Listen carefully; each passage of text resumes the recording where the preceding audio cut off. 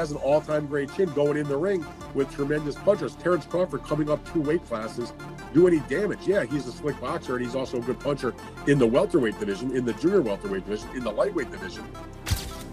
But I do believe that if you can box and you can move, that you can beat Canelo. You can outpoint him. Of the opponent. But anybody that's watched Terence Crawford's career knows full well how much talent this young man has. I mean, he is absolutely sensational, both as an orthodox and as a southpaw fighter. You can't really tell which is his favoured side. ESPN analysts Dan Raphael and Stephen A. Smith break down why Terence Crawford would dominate Canelo Álvarez. They observe that while Álvarez previously possessed an iron chin, his recent performances have revealed defensive vulnerabilities, with him absorbing clean shots more frequently. Crawford's distinctive blend of elusive movement, impeccable timing, and concussive power creates a stylistic nightmare. According to their analysis, Crawford possesses the complete arsenal to outmaneuver and significantly damage Álvarez. I think Terence Crawford is a marvelous boxer, arguably the best in the world, pound for pound. But can you hurt Canelo? If you can't hurt him, I have no doubt he can outbox him. My issue is, if you can't hurt him, what kind of a challenge can you truly pose? What do you say to that? No, that's a great point. I mean, here's the thing. Canelo Álvarez has a historically great chin. Now, I go way back when he first came to the United States and started boxing, and he found himself on an HBO pay-per-view undercard years and years ago, fighting against the older brother of the great Miguel Cotto. His name was Jose Miguel Cotto, and he had gotten a ton of hype. He had signed with Golden Boy Promotions, and a lot of those of us in the media. And I had seen him a couple of times before that. This is my first time seeing him in person, really paying close attention. And he almost got knocked out in the first round. And I remember Stephen A., all of us looking around at Media Row going, what the heck is this all hyped about? This man can't take a shot. He's going to get drilled. He was lucky that the fight was over, that the round was over in round 1, or there might have been some much more trouble. Stephen A., that was 16, 17 years ago. I've never seen him wobbled, rocked, physically, visibly hurt since then. He has an all-time great chin going in the ring with tremendous punchers. Terence Crawford coming up 2 weight classes, do any damage? Yeah, he's a slick boxer, and he's also a good puncher in the welterweight division, in the junior welterweight division, in the lightweight division. But even at junior middleweight, which is where Terence Crawford had his most recent fight back in August, when he moved up and he won a world title, he didn't blow the doors off. He fought a very tough, solid opponent named Israel Madrimov. He gave him a good fight. It was very close. Madrimov's people seem to think he might have even been able to edge it out. But if you can't hurt an Israel Madrimov at 154, what the heck are you going to do with Canelo Álvarez, the sturdiest guy in the world, at 168? So that aspect of it is certainly a problem. You mentioned about Charlo. Charlo was there to get his check. I know one thing about Terence Crawford. He's not going to just come to turn up to get the check. He'll at least try. And Charlo, I don't think, really tried. Stephen A. Smith presents a forceful and unambiguous perspective when discussing the impending showdown between Terence Crawford and Canelo Álvarez. Unhesitatingly, he positions himself in Crawford's corner, declaring absolute faith in his capacity to emerge victorious. For Smith, Crawford's distinguishing factors extend beyond pure technique to include an insatiable desire to secure this triumph. He underscores that Crawford's psychological approach and resolve to validate himself will critically influence the result. Smith's assured demeanor demonstrates how deeply he respects Crawford's aspirations and the persistent motivation that drives his training camp. You got a love for boxing. Yes, love boxing. Who's gonna win the fight, man? That's coming up, the biggest Crawford. fight in boxing. Crawford. Huh? Crawford. I'm not hesitating. Crawford. I'm not even hesitating. Crawford. You gonna stand on that all the way to September 13th? I love Canelo. Crawford will beat Canelo. Crawford will beat Canelo by decision. I can't see anybody knocking out Canelo Álvarez. But I do believe that if you can box and you can move, that you can beat Canelo. You can outpoint him. That's right. When I think about Canelo, one of the things that I don't like about Canelo, despite his greatness, and a neck as wide as Broadway for crying out loud. Right. It's like almost every shot has to be a power shot. It's a power shot, yeah. That's not beating Crawford. I will confess, I think Gervonta Davis's trainer, Cal, I think he said this. He said Crawford could find himself in trouble if he decides to engage with Canelo, because Canelo is the naturally bigger, strong fighter. And I don't care that Crawford's gotten bigger, and I don't care that Crawford's gonna go in there just as big as Canelo. Canelo is accustomed to fighting at the weight, and Crawford is not. And Canelo is a genius in this regard. You don't see him show up for fights not ready. He's always ready. always prepared. He's always ready. gotta He's give him that. always prepared. So I think he's the slower fighter, though. And I think that Crawford is brilliant as a boxer. And I think that between switching to conventional and southpaw, using his jab and movement, I think that Crawford is going to outpoint Canelo because he's faster. But I don't think he's... Teddy Atlas reinforces Crawford's position by stressing the principle of technical superiority over physical attributes. In his assessment, bodily measurements like mass or arm length cannot surpass perfected boxing fundamentals. He emphasizes that Crawford's approach is characterized by accuracy, perfect timing, and flexible adaptation. These traits hold substantially greater significance than pure physical presence. From Atlas's viewpoint, Álvarez's power and musculature diminish in effectiveness against a technician who understands how to deconstruct opponents through sheer pugilistic mastery. His outlook strengthens the conviction that genuine sporting expertise can frequently counter physical drawbacks and alter the equilibrium in pivotal confrontations. Maybe he's a little overrated. Terence Crawford versus Canelo Álvarez at 168 pounds. Canelo's really good. Really good. But I think Crawford is special. I know he hasn't fought the resume everyone wants, but you have that or you don't have that ingredient. I think he has it. Canelo's really good. He's tremendous. But could he be a tiny bit overrated? The greatness is within Crawford. It's in his desire, it's in his mind, it's in his makeup, where he came from. I know he's moving up in weight class, can carry it, but those intangibles, I believe that he has them. Al Bernstein illuminates an additional aspect of Crawford's capabilities, his unpredictability. He clarifies that Crawford avoids employing a fixed or foreseeable strategy during combat. Rather, he modifies tactics mid-bout, generating complications for rivals who find it difficult to predict his subsequent actions. Against a technician like Álvarez, who excels at timing and counterpunching, this erratic quality transforms into a significant hurdle. Bernstein observes that Crawford's facility to transition between orthodox and southpaw positions introduces extra complexity. This multifaceted approach complicates Álvarez's ability to foresee offensive moves, making him susceptible to combinations he might not anticipate. Most fans or most people would probably say Crawford, I'm guessing, because that's a big part of how he's won, and everybody feels that and rightfully so, that the way he's figured out, he's constantly changing from lefty to righty. He's a person that alters his attack. Sometimes he's a boxer, sometimes he's walking people down. Canelo's style is more the same in most fights. He is a counterpuncher who's waiting for you to make your move so he can counterpunch you. Then when he has you in trouble, he's willing to move forward. His attack is a pretty straightforward one. On the face of it, you might say Crawford, but I think the thing about Canelo Álvarez is that he has seen every style that you can see. Gareth A. Davies directs his focus toward Terence Crawford's substantial professional background, highlighting that the American has participated professionally for beyond 15 years. This extraordinary duration in the sport has honed his reflexes, polished his ring intelligence, and granted him the capacity to maintain composure during intense duress. Davies asserts that Crawford's technical arsenal has never been doubtful, noting that his record demonstrates sustained superiority against elite-level competition. Throughout his career, Crawford has encountered diverse styles, heavy hitters, elusive boxers, and durable veterans. Still, he has consistently discovered methods to adjust and prevail. This flexibility combined with his composure and technical excellence has established his status as among the most well-rounded fighters of his era. According to Davies, such extensive experience offers Crawford a distinctive benefit that cannot be ignored, particularly when considering an impending clash with Canelo Álvarez. The levels that he's gone through, the weights that he's gone through, and the opponents that he has been in with, he's come up short against a couple. But he's come through some big challenges as well through his, 65, 66 professional bouts since he was 15 years of age. There's no doubt that this is the biggest test of Terence Crawford's career, not only because of the weight step up, but also because of the level of the opponent. But anybody that's watched Terence Crawford's career knows full well how much talent this young man has. He is absolutely sensational, both as an orthodox and as a southpaw fighter. You can't really tell which is his favoured side.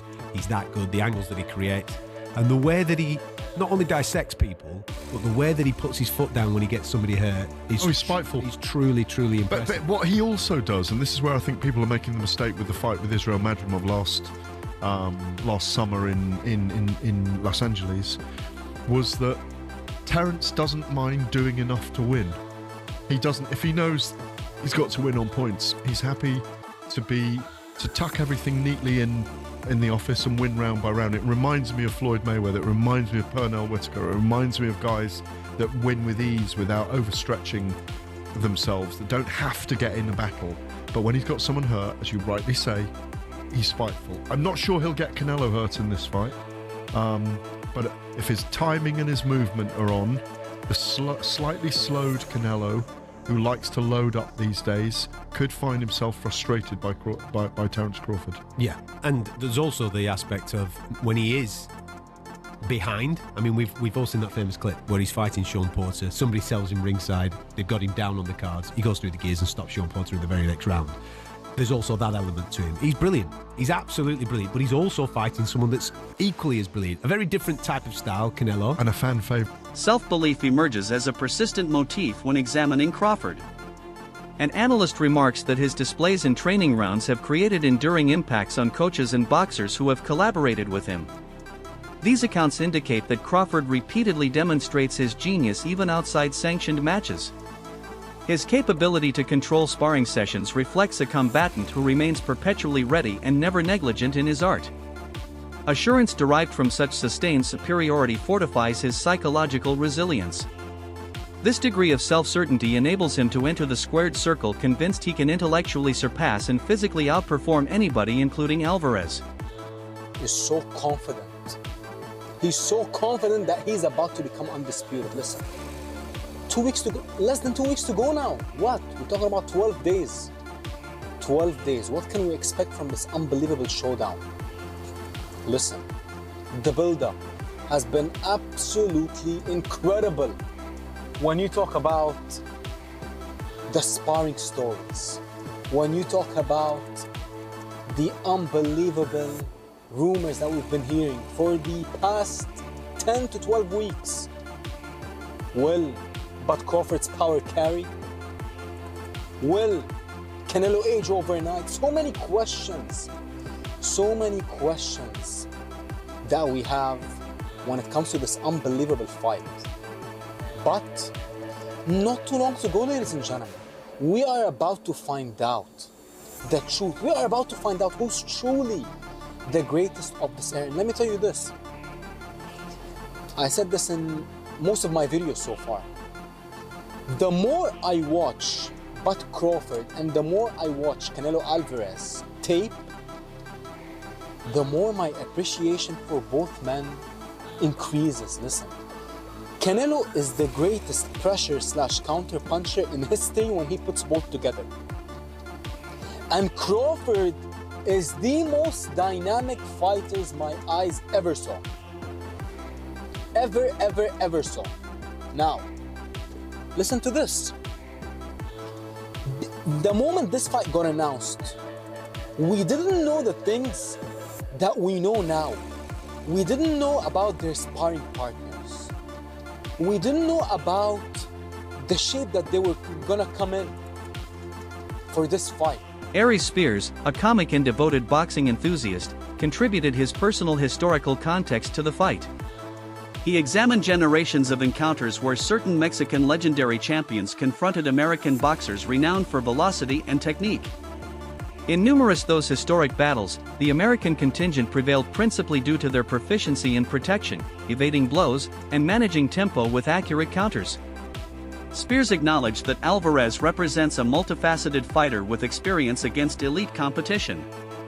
Still, he proposed this encounter perpetuates an extended heritage of opposing methodologies where timing, defensive skills, and adaptive frequently determine outcomes. Top-notch Hispanic fighter, put him against top-notch black fighter, the black dude usually edges him out. And I'm not trying to be disrespectful to the Latino fighters, because look at the greats. De La Hoya, motherfucking Roberto Duran, Arguello, Felix Trinidad, what's my man's name? Chavez. Huh? So there have been legends, but 9 times out of 10, when the top Mexican legend takes on the top black legend, the black dude wins. Boxing and basketball is just something that niggas just, we got that wop that just, we edge you out. We edge you out. Duran lost to Hagler. He got knocked out so viciously by Hearns. The rumor is he's still waking up today. He lost he did the no-mas with Leonard. Yeah, no, I've been hanging out with Sugar Ray Leonard recently. We talked about that whole situation. Lost to Floyd. He lost to Bernard. He lost to Sugar Shane Mosley. Usually the black fighters edge out the Latinos when it come down to it. So basically you're saying Crawford's gonna win because he's black. I'm saying he's gonna win because he's got skills. But that black component, that's that extra juice. That's that extra juice? I mean, look. It's like the Batmobile when it's going fast, and then he hits the nitro button, and the flame shoots out of the back of the car and takes it to another level. Black dudes have the nitro switch. Conversely, Canelo Álvarez articulates his characteristic confidence. He rejects requiring external endorsement, proclaiming that he needs nobody's authorization to verify his magnificence. For Álvarez, internal conviction has perpetually been fundamental to his identity as a pugilist. His history of triumphs against premier adversaries supplies proof for this assuredness. Yet, his posture equally emphasizes the psychological contrast between himself and Crawford. Whereas Crawford pursues self-validation and chases a career-defining victory, Álvarez depicts himself as already positioned at boxing's summit. Something you know you're gonna have, right? They can't deny you anymore. I don't know, but I don't give a fuck. So I feel that I'm the best, and that's it. I don't focus on if the people say or put me in the first position, I'm the best. I feel I'm the best. I'm doing it because I love boxing. I call Canelo out because, like I said, he the last great fighter amongst the era that surpassed us. This is my mega fight. This is my moment. You didn't have much interest in this Crawford fight. You were saying that there wasn't much in it for you, and you pointed out that people will say that he was too small. What changed? I think he's one of the best fighters for more fun. No, he accomplished a lot of things too. Mexican with the American fighter is always big. When he fights you at Allegiant Stadium, I imagine it's going to be 55,000 plus screaming Canelo fans, right? Many from Mexico. Sean Porter communicates with total certainty regarding Terence Crawford's prospects against Canelo Álvarez. He maintains that Crawford's preparation and mental state are functioning at a standard seldom witnessed in the sport. According to Porter, Crawford will enter the ring with an innovative strategic blueprint created expressly to deconstruct Álvarez's approach. He emphasizes Crawford's blistering quickness, perfect timing, and methodical implementation as the pivotal elements that will distinguish him during the battle. Porter imagines a display so comprehensive that it might reshape standards in contemporary boxing, solidifying Crawford's status with among the most authoritative wins in recent recollection. This contest is being marketed as among the most challenging and career-determining instants in Terence Crawford's journey. Numerous regard Canelo Álvarez as the supreme quality adversary Crawford has ever confronted, rendering the implications tremendous. For Álvarez, the burden is equally substantial. A defeat to Crawford, who is inherently the smaller man ascending in weight, could tarnish his otherwise stellar heritage. In boxing, history customarily evaluates these occasions severely, particularly when a larger titleist succumbs to a lighter contender. That explains why for Álvarez, success transcends pride. It is crucial to safeguard his position among the sport's immortal figures. Canelo's legacy. And he gave a resounding yeah. A resounding yeah. He said it would massively tarnish Canelo's legacy. And some of the things that he said were just basically things that most of us know, just some register and make sure that other people know and others don't, right? But it would tarnish his legacy, and for the obvious reasons. One is, we know that the guy's older. Crawford's older. He's going to be 38 years old here, right? So he's an older fighter. He's an inactive fighter, right? And most of the time, these are things that, make people say that people are going to lose. Man, he's inactive. So he's pretty inactive, hasn't fought in a year, hasn't fought more than once a year in 3 to 4 years, maybe even 5 years. And also, you know, he's coming up in weight. Showstats, an esteemed voice in boxing commentary, addressed the Crawford vs. Álvarez pairing with equilibrium and impartiality.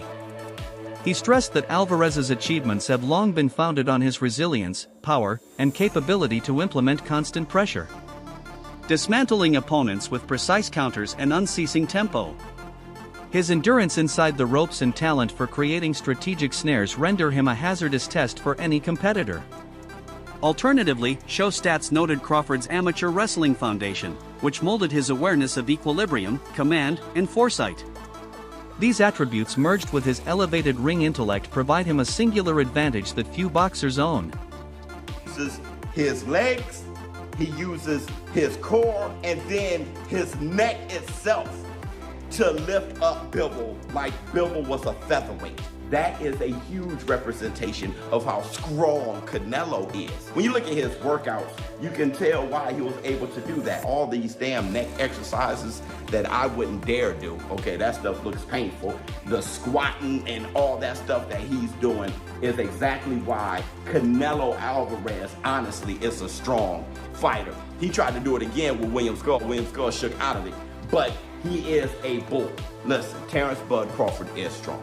He is, okay? And he understands leverage and he understands those things because he wrestled. Honestly, very true. But Saul Canelo Álvarez is also extremely strong. Now let me know how you feel in the comments below. That concludes today's video.